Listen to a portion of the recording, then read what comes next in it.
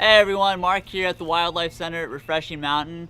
It's a beautiful day today, and we're going to do a little introduction to our brand new Birds of Prey exhibit. This is something that we've been hoping to do for several years now, and this is our first year. We finally have our exhibits built and some birds here that we're going to be able to teach you about and show you. So if you get a chance to come out and do a wildlife experience tour this summer, or even now since we're open, come out and you'll get to see and learn about these birds. Now to help us get this program up and running is my friend Patrick Miller here. Patrick's been working in the zoo world for about 14 years now, and he has tons of experience and is our head birds of prey keeper here. So Patrick, you've got one of our new red-tailed hawks. Tell us about this red-tailed hawk, its story, how it ended up with us, and some fun facts. Well, basically, like you said, this is a red-tailed hawk, one of your more common birds of prey found all across the United States. These two are in particular, this one on my arm here, as well as the one in the background there, both came to us from Cheat Lake, West Virginia, from a rehab facility located down there. And we picked them up about midway through March, and they've been with us ever since then. They came into the rehab world as a result of a wing injury, and then in this bird's case, an eye injury then as well.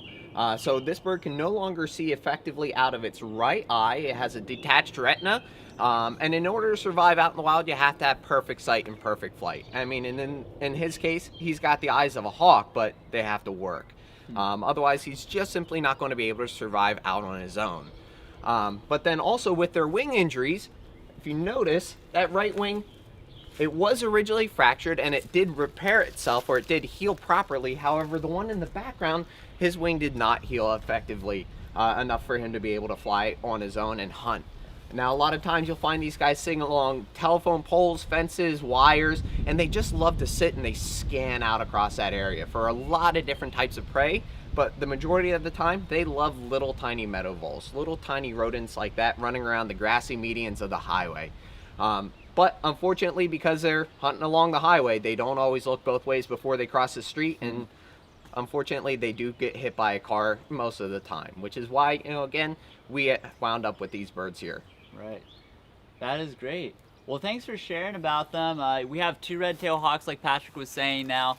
We also have an eastern screech owl, and as the collection grows, we're going to have other owl species and, hopefully maybe some other hawks too as we grow. So make sure you come out and learn about our new exhibit. You might get Patrick, you might get me, you might get one of our other guides, but you're sure to learn about these guys and get a close-up encounter with them. So thanks for watching, guys. We'll see you next Wednesday.